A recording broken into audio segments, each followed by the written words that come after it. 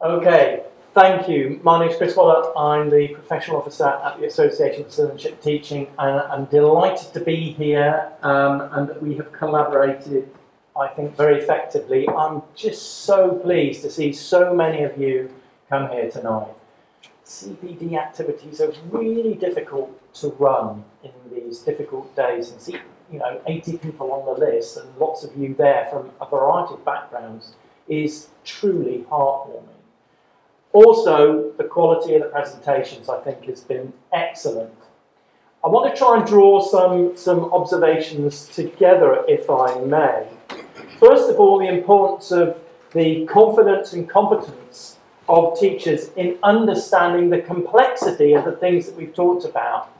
It's great that Darren, with a citizenship background and a love of citizenship, is prepared to spend time really getting to grips with how to get the pedagogy right to unlock the potential of these issues. But that's not what every single citizenship teacher is going to have time or perhaps interest to deal with. So my question is, how can we encourage professional development, but also how do we get this sort of knowledge and understanding, the competence and the confidence in trainee teachers and teachers who've newly come into the profession, so that they want to take on what is basically a topical, sensitive and controversial issue.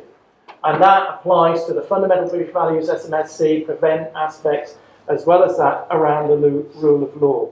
Secondly, it's most important that we have high quality teaching and learning that will generate real evidence about the impact of this teaching, so that we can satisfy those from Ofsted.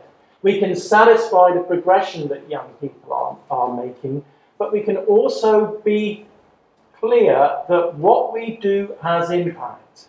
And for me, the complexity of the language of the law can often imbue a sense of fear in teachers. So we need to try and find ways around that by having good quality curriculum time, not just 1 or 2 lessons, but being ambitious about how we ensure that this sort of work can really have an impact. And the other thing that I think relates to that is that I'm looking also for student action. How does what young people learn about fairness and justice in court translate to their experience of the prison, in inverted commas, that is the school system today, in terms of their engagement with restorative justice with regard to their peers when they transgress the rules of the institution, or indeed creating the rules and making judgments about those who break the rules in school. Without active citizenship, citizenship is nothing. It's just civics.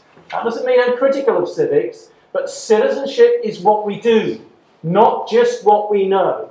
So look for the opportunity to ensure that active citizenship is in there as well. These are great topics. This has some fantastic topics. Fairness and justice. What young person doesn't want to talk about that? Because they often feel that they live in a world of injustice. They see it around them and they want to do something about it.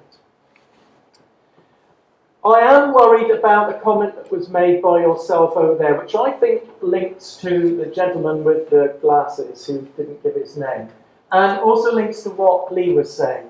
One of my worries is that the whole discussion around fundamental British values, SMSC and prevent, encourages a move to what is called, or what I will call, belligerent citizenship. It's narrow, it's paternalistic. This is citizenship education I'm talking about. It's narrow, it's paternalistic, it's nationalistic, and as Lee said, it deals with givens. This is what you should be doing to be a British citizen. There's almost a fear at the moment, given the way in which David Cameron has spoken about the events of 2 weeks ago in Paris, that you're either on our side or you're against us. There's no room for debate and discussion. And belligerent citizenship shuts out that high-quality debate and discussion, the risk that is in the curriculum. So this isn't necessarily that fundamental British values is trying to change citizenship, but it's almost as if it instills in many citizenship teachers the move towards a belligerent citizenship curriculum, rather than one that is open and free and embraces everything that the wider citizenship agenda should be about.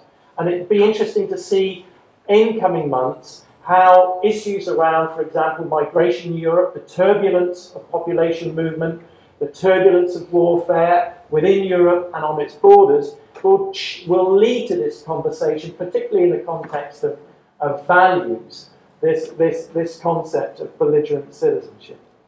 And then lastly is this thing about politicians.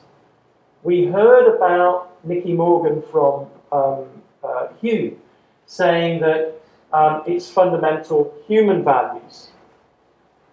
On the day of our national conference last year, June the 30th, I listened to the Today programme, as you do, and David Cameron was interviewed about fundamental British values. And his first fundamental British value was peace. Where did that come from? And I thought, I must be mishearing things here. But at our conference was David Blunkett, who, when he was speaking at our reception afterwards, said, I woke up this morning and I heard on the Today programme, and he said, I heard the Prime Minister use the word peace as a fundamental British value. There seems to be an ebb and flow about this. I think these things will remain turbulent for some time to come, Hugh. But it's our opportunity as citizenship educators, with an interest in the law and the rule of law, to say, wow, we're really going to inspire young people to get inside these issues, to ask deep and meaningful questions, to think about the legacy of what they have explored, and to be doing stuff actively in our communities, so that people like Lee can write fantastic books that we all engage with, and the centre here can produce fantastic resources that teachers like Darren and yourselves can